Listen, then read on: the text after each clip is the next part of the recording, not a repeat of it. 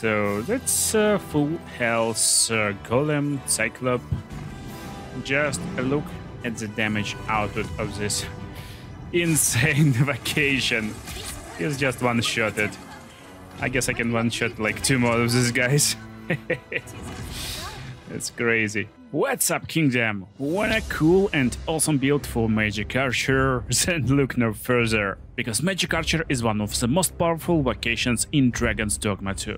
But first of all, we need to get this vocation. It's closed from the beginning, so you need to unlock it by doing secret quests. So, to become Magic Archer, you first of all need to go to at least this location, Volcanic Island Camp. You won't be able to unlock it before you go over here. And if you want to get to this late game area before actually going through the main quest, there soon will be a video how to get to this area very fast. And there will be a link in the description, in the comment, and also in the end of this video. But now, how to unlock Magic Archer actually. You need to go to this campsite, right to the left from this camp basically. So let's travel and make sure to find some flowers on your road, because when you arrive at this campsite you will find this old man. You need to give some wildflowers to him, and all should be different, if I'm not mistaken. Yeah, all should be different. And now we need to follow with him to his house. It will be nearby, and after you visit him at his house, we can ask to escort him to the volcanic camp, and we need to rescue him to this town as fast as possible through the really difficult place. It will be a long road, and you need to make sure it's clear before you attend this. As a little tip, try to find items that replenish your stamina, because it's not an easy and fast walk. But eventually you will face Volcanic Island gates, enter the village, and the quest is kinda over. Now we just need to deliver him into Geyser Hamlet. And after successful delivery, his wife will arrive. Talk with her twice, because you not only will unlock Magic Archer right now, but also after second talk you will get Spellbow Paradox, which is scroll to get Magic Archer special vocation ability. And now let me show you the skills in full build, before we'll jump into the gameplay section. So, as always, I will explain core skills, what's going on over here. You will get it when you're leveling vocation, so always buy it as soon as possible. It's just kind of basic features that will increase the power of your character. First we got Climatic Arrow, and that's basically give you ability to inflict additional damage with your normal attacks. Then we get Scopic Sight, which gives us more range. Tracker Sight, giving more number of lock-on targets, more on that later in gameplay section, but basically all this stuff just increasing your damage, and that's it. And also Protracting Arrow, well, like very nice and very important for this build. So this build will be kind of finalized with this core skill, but even without it, it will work completely fine. Now let's take a quick look on like overall skill set of Magic Archer. Basically, there's a lot of different elemental arrows like ice arrows, fire arrows, and also lightning arrows, and also a nice set of some like supportive stuff. Soporific Bolt, for example, can turn enemy into sleep. There's additional versions of elemental arrows and another cool stuff. And when you get in your Magic Archer vocation, there will be a master skill. It will be available to you instantly, and the skill is insanely powerful, that's why we always taking it. And that's my full build. So yeah, I'm taking this awesome skill for Master Vocation, Martyr's Bolt, and what it's doing, basically you consuming your maximum health, so it won't ever regenerate until you take a rest, but it will increase damage of this skill, and the skill basically targets every part of enemy and then attacks with a lot of bolts. And this skill, as you saw already in the beginning, in the intro, can just one-shot guys really easily. But we're not using it too much because we can lose a lot of maximum health. That's kind of good skill against bosses, against big enemies, especially when they're down and can't really do any harm to you. But now let's go about our main skills that we will be using. So first of all, I got Frost Hunter Bolt, and that's kind of normal arrow but with ice affinity, and you can inflict a frozen effect to enemy, so you basically can freeze enemy. And also with your core skills, after you cast the spell, your arrows will become frozen too, so you don't need to rely on your pawns like mage pawns who need to give you ice bow. So you can just totally ignore them and always have ice arrows and freeze enemies, which is really strong stuff. This can be used against every enemy type, and then you just attack with normal attacks. They're insanely powerful from Magic Archer, but also we need some kind of skill to deal with big enemies like big boss, Cyclops and other guys. That's why I got Sagitate Avalanche. And yeah, both of the skills is advanced forms, so Frost Hunter Bolt is Frost Seeker's Bolt advanced form, and Sagitate Avalanche is advanced form of Sagitate Downpour. And basically what the skill doing, you targeting only one point and then striking with a lot of bolts to this exact point. Not very powerful against small enemies, but very nice if you want to target Cyclops' eye as in image, for example, or other vital parts of enemies. So that's really nice when you're going against big guys and need to strike carefully to their vital parts. Then we get Ricochet Hunter. So it's advanced form of Ricochet Seeker, and what it's doing, basically you're charging your bow with lightning attack and then shooting Ricochet bow, and it's crazy in the dungeons, so it's super powerful in the dungeons. Should you change the skill if you're going out of the dungeons? No. Basically your main skills will be Frost Hunter Bolt and Sagittative Avalanche, and that's basically it. But if your enemies for some reason is resistant to ice damage and you want to try lightning damage against them, you just use this lightning skill once a little bit and your arrows will instantly become lightning. So just to charge your bow with lightning power, that's very nice stuff. And now let's go to the bulk of this build, to augments, of course. And if you don't know, I guess you know already if you're looking for Magic Archer, that you can pick any augment from any other vacation. That's why full build will have different augments from different vacations. But first of all, let me show you all vacations from Magic Archer, because that's my first Magic Archer build on the channel.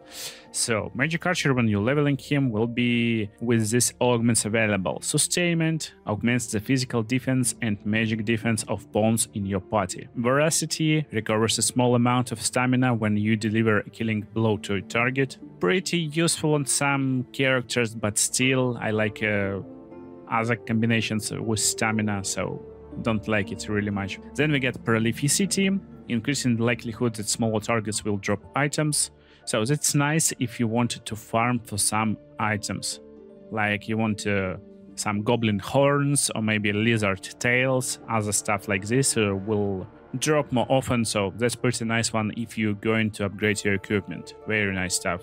Ascendancy augments strength and magic of pawns in your party, and amelioration, reducing the amount of time taken to fallen pawns to revive. So as you can see, a lot of supportive skills for your pawns, and that's why Magic Archer is really fun vacation to level up, to get these augments for your mage. If you play in mage that relies on your pawns, that's very nice augments. And also there's cool build for Mystic Spearheads. This will be part of this build.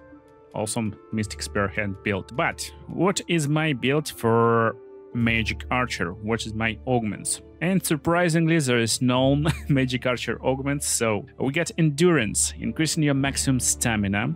That's from Archer. Then we get Exaltation, my favorite combination, augments your stamina recovery speed. So we get more stamina recovery speed, and we will fight with our skills a lot. That's why we need high stamina and stamina recovery speed. Then we get Lethality, increasing damage dealt with striking a target's vitals. Again, we get nice skill that can focus target vital with high damage, and this will increase this damage like insanely insane. Then as Magic Archer, we don't have a lot of mobility or escape abilities. So unlike normal Archer who can just jump like Liu Kang with his foot and then jump away from enemies, we can't do it as Magic Archer. That's why we definitely need Subtlety, decreasing likelihood of being targeted by foes. Super important stuff.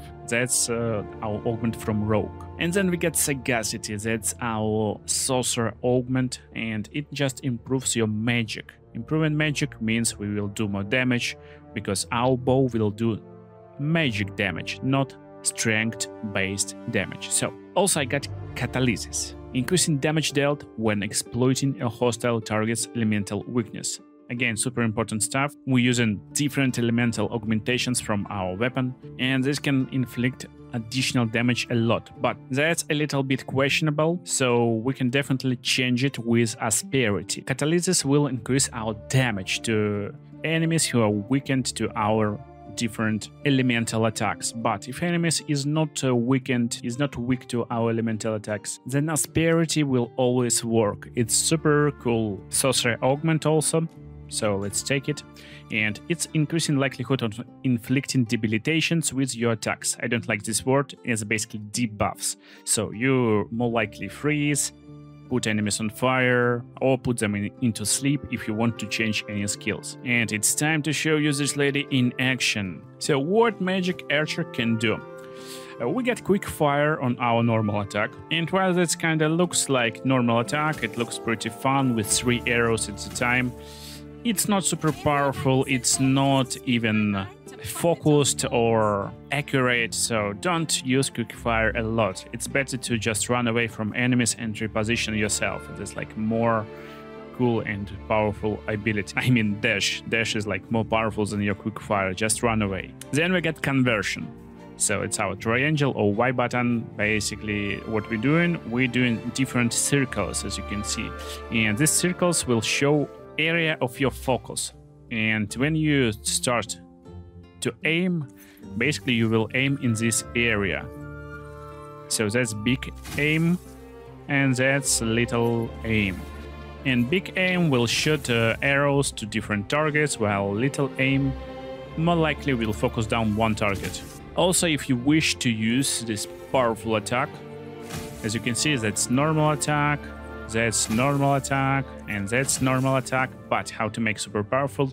Look on the blink of the bow. So basically we holding down button and it blinked just for a second. Now look at the timing and you will hear that awesome sound. You will like get used to it pretty fast if you listen carefully. So we hold down and push, hold down, push. This will be additional damage, so that's our core skill for additional damage. Just learn to unload your arrows this fast, and that will be maximum power. So that's why if you're fighting a lot of targets, it's better to turn on big aim than just hold a little bit and shoot powerful arrows. And if you're targeting single target, you know what to do and how to do, just do it like that. Now, before we take this back fella, let's talk about our skills. So, skills is super simple again. We got Ricochet Hunter, we can target it manually, I mean like without target, and our bow is now Lightning Bow for a little time. Or we can use Frost Hunter Bow to just charge it and then shoot normal arrows. They will be kinda ice arrows a little bit. So for 2 shots, that's more than enough to freeze some enemies, especially after you hit them with Frost Hunter. Or you can use it from aiming perspective, so just use aim, hold, and shoot. Super simple and straightforward. So now let's talk with this big guy and I will show you our Sagitative Avalanche, or even how normal focus look. So when you hold, it will target down some parts, and if you want to target head, just target head and wait. Every little like symbol or some stuff like this is arrow. So if you just changing your sight, changing your aim, you can go directly into legs, you can go upwards and change your aim into head. And don't forget, it will shoot even like this. Sometimes it will like go backwards and yeah, shoot his head anyway. That's our magical arrows, and I just destroyed his helmet. That's the power of our magical archer. That's insanely insane, as I always telling you. But let's do our main skill, Sagitative Avalanche. So we're turning it on, focusing down head, and as you can see, number of shots is insane, and we're just launching. If you will be careful, it will be like, look at the damage. We're turning it on from the top, we're trying to focus down head, But that's how you can just destroy him in one shot. You're using your Martyr's Bolt. So we need to wait until we're safe and then just hold button and look, we letting our HP down, so we now need to press button up and we will just one-shot this bro in 1 second. That's insane power. Insanely insane. But to use Martyr's Bolt, you need to be sure that enemy is close. So it's targeting pretty close enemies or you will just waste your HP. But also there's one more way how to use one of our skills. So let's find enemies. And normally you just like focus down targets and destroy them. And as you can see from the long range you can't shoot as normal archer, you need to come into medium range, wait for your shots to target down and then just unload. He is down. Target multiple guys by roaming around with your crosshair like that, or unload like super powerful if you know the timings like this. That's how super powerful shots, they'll do more damage. And let's try to freeze this bro, but he will be one-shotted anyway, I guess. Yeah. But also it's nice to know that when you're using this small circle, they charging a lot more quicker. So if you're fighting versus one target, definitely use small circle always, don't forget to change it. And it will fire powerful arrow a lot more faster. So what else can we do? We can do this beautiful stuff. Oh no. So another skill I wanted to show you is Ricochet Hunter. You just charge it in the dungeon, basically wait until it's fully charged and then unload. And everyone will be cleared in the dungeon in a matter of seconds. It's super insanely insane. That's why Magic Archer is so broken in the game. It's just crazy how many ricochet shots we're doing. So while Magic Archer is so powerful, there's also one mistake you can easily make. And this mistake is to Martyr's Bolt, our most powerful and most broken skill, and don't unpress the button. So always be careful, because if you not release your button, you basically will destroy yourself. That's it. So I hope you enjoyed this awesome Magic Archer build and you will have blast playing it this vacation in Dragon's Dogma 2. Check other videos and see you in the next videos, guys.